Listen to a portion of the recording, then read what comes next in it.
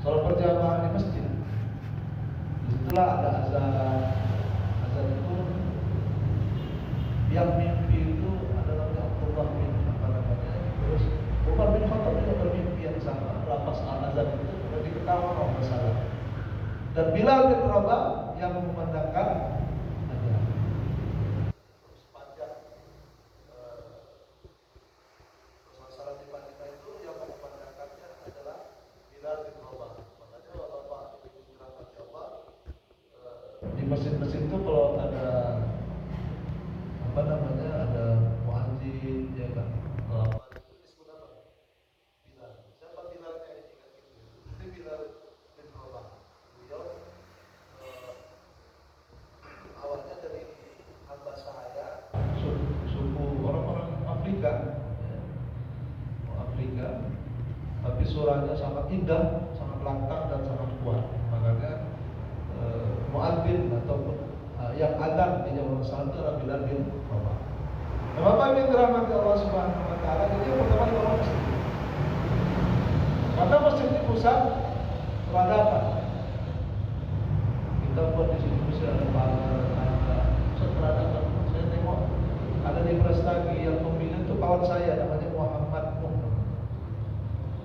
Di Brastagi maksudnya di daerah pedalaman ya Pak ya. Belok kanan sini, atau masuk dalam itu ada satu desa, lupa saya nama desa. Itu masjidnya itu hidup, walaupun mayoritas agama Nasrani, umat Islamnya itu guyup dengan masjid itu. Jadi kalau bulan Ramadan buka puasa dan sahurnya itu masyarakat di masjid, nggak di rumah Pak. Buka puasa sama sahur, buka puasa, makan malam, kemudian sahur itu di masjid semua masyarakatnya, ya, tanpa terkecuali suami, istri, anak. Jadi di rumah tuh nggak masak selama bulan Ramadan. Semua rezekinya letak di masjid. Semua rezekinya diletak di masjid. Untuk masak dan untuk apa semua di masjid. Bahkan mereka pun sebagian tidur di masjid. Itu di salah satu desa di dekat Brastagi. Jadi Bapak Ibu dirahmati Allah Subhanahu wa taala, masjid di zaman Rasulullah sebagai pusat ibadah, pusat sosial, pusat pendidikan. Di zaman Rasulullah ada sekolah, Pak? Tidak ada sekolah di zaman Rasulullah. Zaman Rasulullah tidak ada sekolah. Tidak ada SD, SMP, SMA, kuliah S1, S2, S3, tidak ada di zaman Rasulullah. Yang ada apa? Masjid. Disitulah kaum muslimin dididik oleh Rasulullah, ditempa oleh Rasulullah. Nah, kalau ada perang, kemudian di antara tawaran perang ada yang bisa baca tulis, disuruh ngajar, mengajarkan baca tulis di masjid. Ya, jadi masjid itu pusat pendidikan. Makanya saya berharap sekali kalau seandainya setiap masjid berpikir, setiap masjid harus ada pusat pendidikan. Jadi kita bebaskan lahan-lahan di sekitar masjid ini, Pak, bikin pusat pendidikan, sekolah. Yang mau biayanya bukan. Jadi pusat pendidikan, pusat ibadah, pusat pendidikan. Tapi subhanallah hasilnya luar biasa. Hasil mendidik di Masjid Nabawi itu dalam riwayat, dalam sejarah Rasulullah SAW ada salah seorang ahli sejarah, ahli sirah Nabawiyah, saya mengatakan bahwa ketika Rasulullah SAW wafat, Rasulullah SAW berhasil mencetak 2.000 pemimpin dunia. Jadi bukan pemimpin Madinah, bukan pemimpin Mekah, bukan pemimpin Arab, pemimpin dunia. Sa'ad bin Abi Waqqas itu jadi gubernur di daerah Persia. Sa'ad bin Abi Waqqas. Jadi negeri Syam, Romawi yang ditaklukkan, Persia yang ditaklukkan, yang jadi gubernur para sahabat Rasulullah SAW. Jadi kualitas kepemimpinannya kualitas kepemimpinan dunia. Jadi bukan pemimpin Arab, tetapi pemimpin Eropa, pemimpin bagian daratan Persia, bahkan sampai perbatasan Cina. Itu atas didikan siapa? Didikan Rasulullah SAW. Gak ada S1, S2, S3, Pak. Jadi Bapak Bapak Ibu dirahmati Allah Subhanahu wa taala. Hebat. Para sahabat itu jadi orang-orang sangat berani. Jadi sebetulnya sesuatu yang paling penting diajarkan oleh Rasulullah SAW itu skill. Istilahnya kalau zaman sekarang Pak, yang dirapot tuh nggak ada nilainya, Pak. Nggak ada penilaian dirapot. Makanya banyak yang bertanya, Ustaz, kenapa ada anak pintar udah besar masa depannya nggak begitu cerah dibandingkan anak yang sekolahnya bodoh, rendah nilainya, tapi ketika sudah besar berhasil bisnisnya, berhasil. Dan terus terang Bapak Ibu yang dirahmati Allah, saya sekolah, nggak pernah saya ranking satu, ranking dua, saya terus berada di tengah-tengah, nggak juga dicorok-corok sekali Pak, di tengah-tengah. Sampai Bapak Ibu saya itu ya belajarlah macam simulan dari ranking satu macam dia gitu lah. Nggak sanggup saya Pak. Tapi ada sesuatu yang mungkin orang-orang yang dari sisi belajar dia kuat, interaksi sosialnya kurang. Nah, itu kadang-kadang kemudian mental itu yang membuat seseorang itu berhasil. Mental tak menyerah, bekerja keras, menghadapi tantangan sebesar apapun di depan, tak takut gitu. Itu kan nilainya nggak ada di rapot. Ada nggak di rapot teman? Nggak ada. Nilai di rapot itu matematika bisa jawab dia dapat dia 100 kan gitu. Biologi bisa jawab dia 100, fisika 100 kan gitu kalau zaman dulu kita belajar. Belum lagi ada skill ataupun kemampuan yang penting dalam hidup ini nggak ada nilainya di rapot.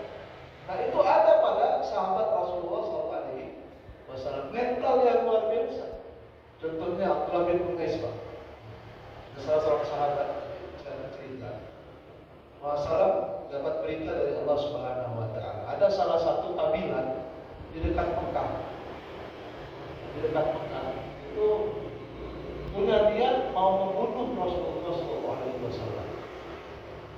Dia menyampaikan siapa? Malaikat Jibril. Maka Rasulullah memerintahkan Abdullah bin Unais, kau pergi sendiri jumpai kepala kabilah Abdullah bin Unais. Kalau bapak dikasih tugas sendiri gitu Pak, ke sana dekat Mekah, bukan kampung kepala kabilah, yang di sekitarnya ada kaumnya Pak, ada kaum yang menjaganya. Disuruh ke sana, disuruh bunuh itu kepala kabilah. Subhanallah, ini nilai nggak ada di rapot Pak kayak gini Pak, nggak ada di rapot. Jadi Abdullah bin Unais itu ketika diberitahu Rasul siap. Rasulullah mengatakan tanda-tandanya. Ini kan Abdullah bin Unais kan nggak tahu yang namanya kepala kabilah yang mana. Kata Rasulullah, tanda-tandanya kalau kau lihat dia, maka kau akan merasakan takut dalam dirimu terhadap orang itu. Abdullah bin Unais mikir Pak, kok bisa aku takut sama dia? Sepanjang hidupku aku tidak pernah takut sama siapapun. Coba. Jadi rasa takut itu udah nggak ada Pak gitu. Sahabat-sahabat Rasulullah, sama siapapun kecuali kepada Allah.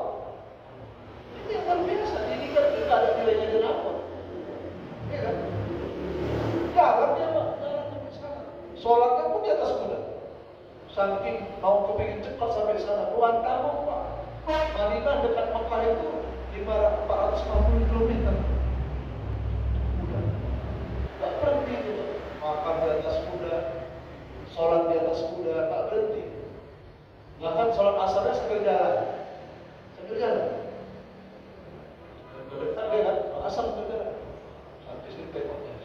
Mana ketua kabilah? Kepala kabilah tengoknya. Rupanya tengok satu. Ada tengok satu-satunya itu dilihatnya. Langsung ada rasa takut di dalam diri itu. Ini juga tuh.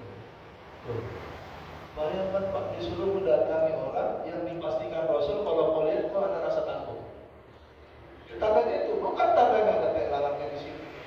Enggak. Kalau kau lihat takut kau. Tapi subhanallah, diselesaikan. Dia bunuhnya orang itu pulang. Nggak ada lagi kerjaan lain. Itu aja kerjaan.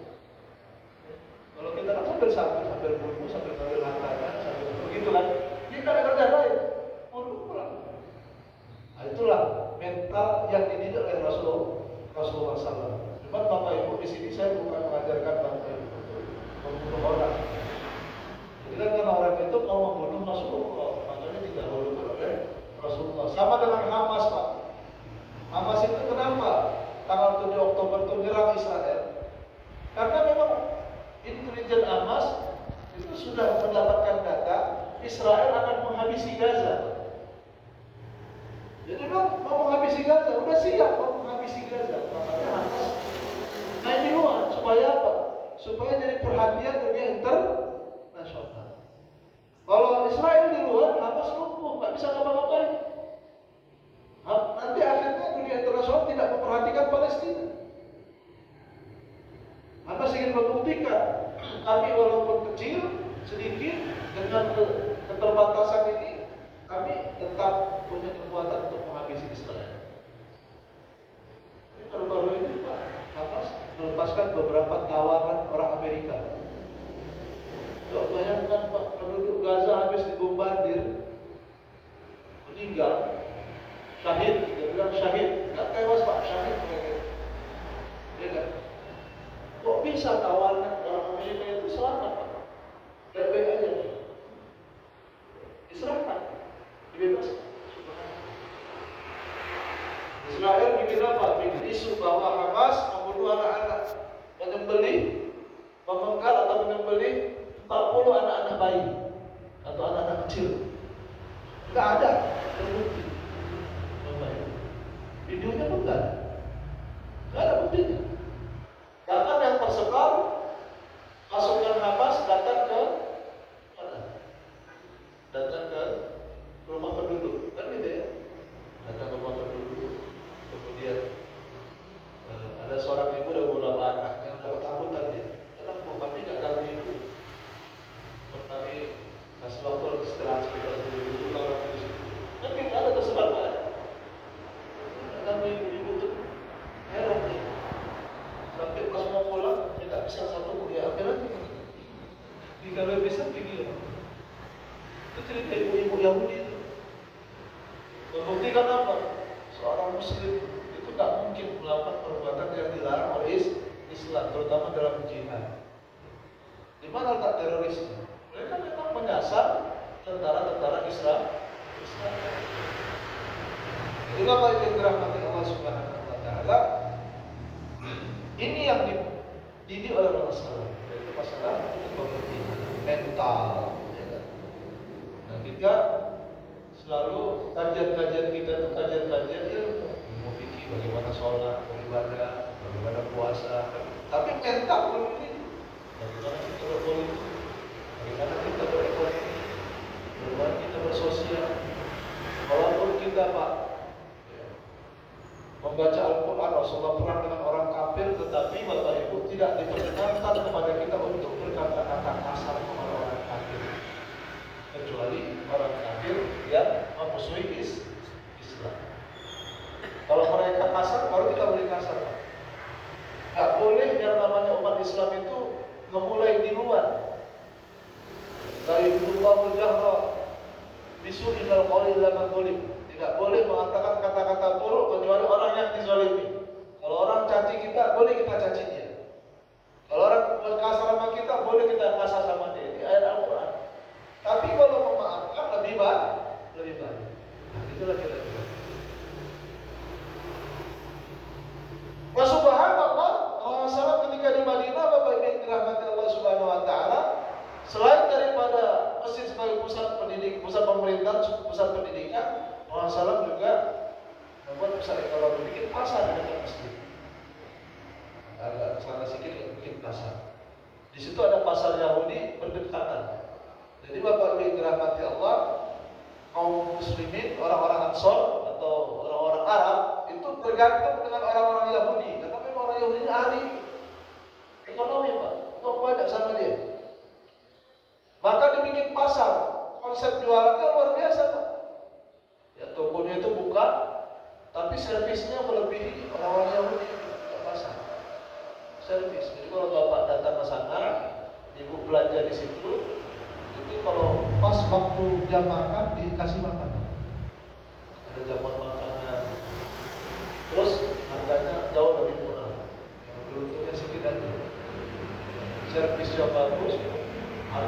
murah, kemudian nyaman. Jadi Bapak Ibu yang dirahmati Allah, sehingga orang Yahudi mulai panik oleh apa yang dilakukan Rasulullah SAW. Orang Quraisy tadi datang ketika di Madinah, subhanallah, ada saingan sedikit orang-orang Yahudi. Jadi Bapak Ibu yang dirahmati Allah Subhanahu wa taala, itu pusat pemerintah, pusat pendidikan, kemudian pendidikan, pusat ekonomi. Karena banyak saudagar-saudagar Mekah dari kalangan muhajirin yang hijrah ke Madinah. Yang Abdurrahman bin Auf, itu saudagar kaya, ditinggalkannya hartanya di Mekah. Sampai Madinah, pasir digenggamkan di emas. Maksudnya di emas laku gitu. Kalau kita kan emas kita genggam jadi apa? Jadi dia.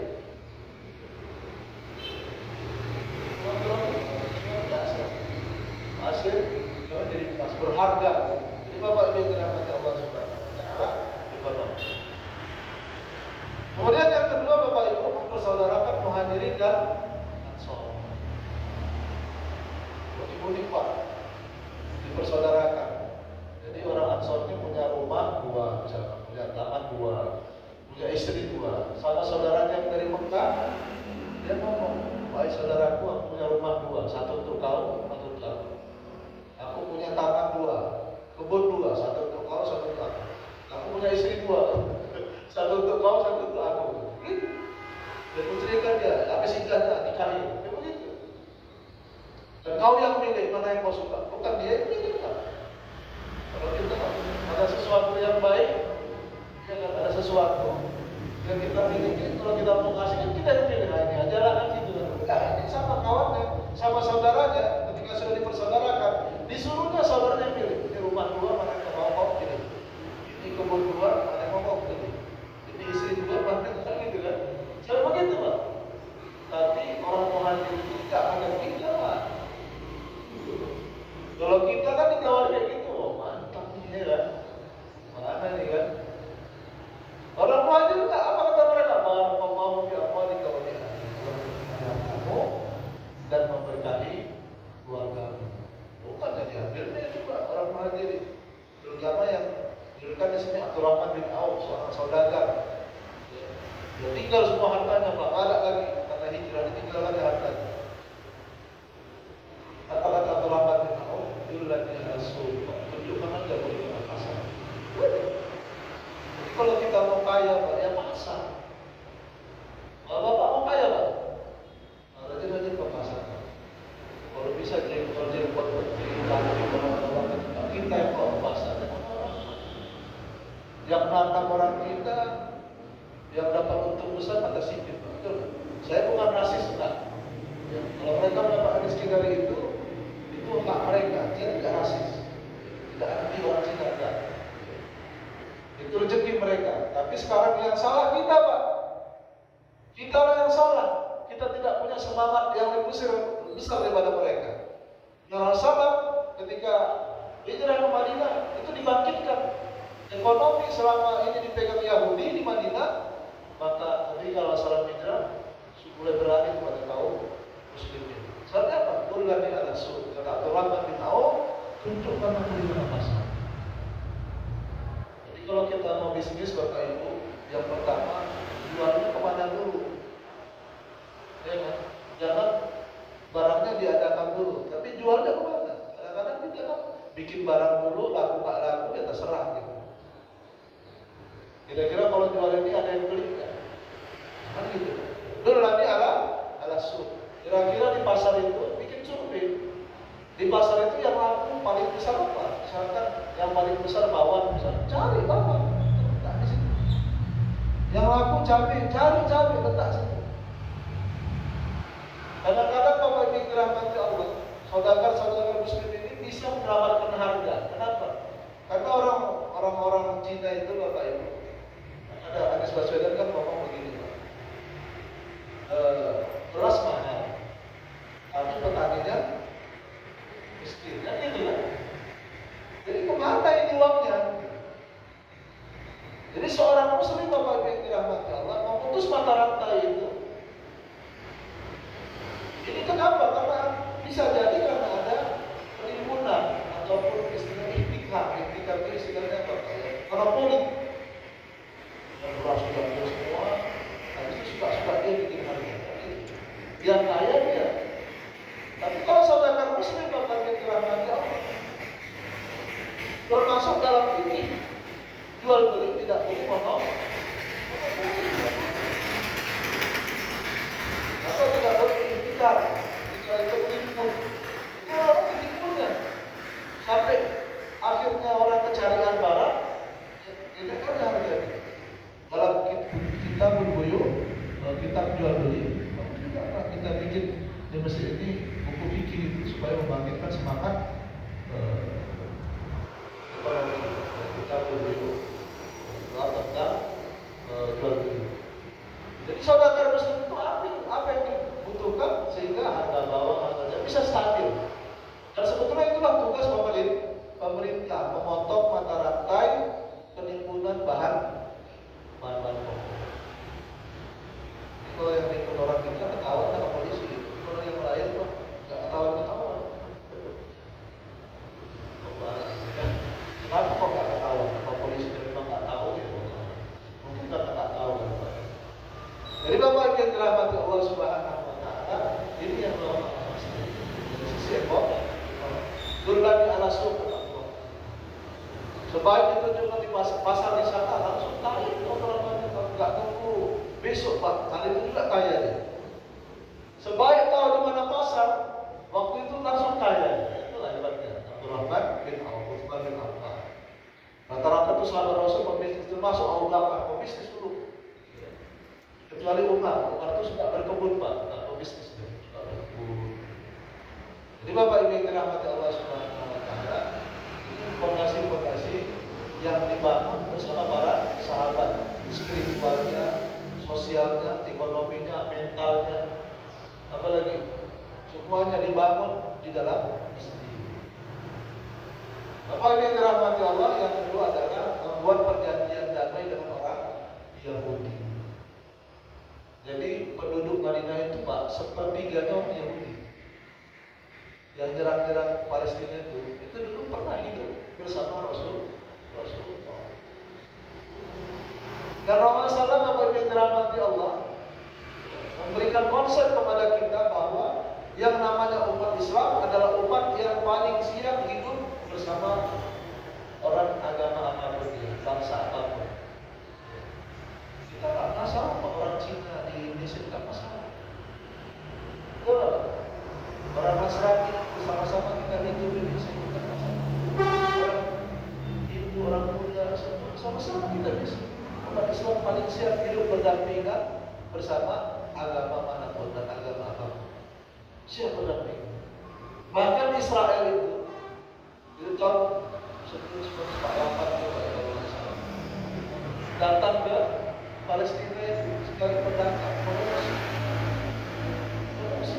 di Palestina, diterima oleh orang-orang, diterima tinggal. Kenapa? Karena mereka tahu Rasulullah SAW pernah hidup bersama orang Yahudi. Tidak boleh bagi kita siapapun yang mau tinggal bersama kita larang. Jadi masalahnya ketika berkhianat itu orang Yahudi diusir di Madinah. Jadi ada 3 suku orang Yahudi, Bani Quraidah, Bani Nadir, itu semua diusir dari Madinah secara bertahap. Bukan ada agenda pengusiran, enggak, karena mereka berkhianat. Sudah jadi perdamaian bahwa kaum muslimin bersama orang Yahudi hidup berdampingan secara damai. Kalau ada musuh dari luar, tak boleh dibantu. Misalnya musuh dari luar menyerang orang Yahudi, kaum muslimin tidak boleh membantu musuh itu untuk menghabisi orang Yahudi. Begitu juga kalau menyerang kaum muslimin, orang Yahudi tidak boleh membantu musuh untuk menghabisi kaum muslimin. Bahkan kaum muslimin boleh membantu orang Yahudi mengusir musuh mereka. Dan orang Yahudi boleh membantu kaum muslimin untuk mengusir musuh mereka. Itu sudah kesepakatan Pak.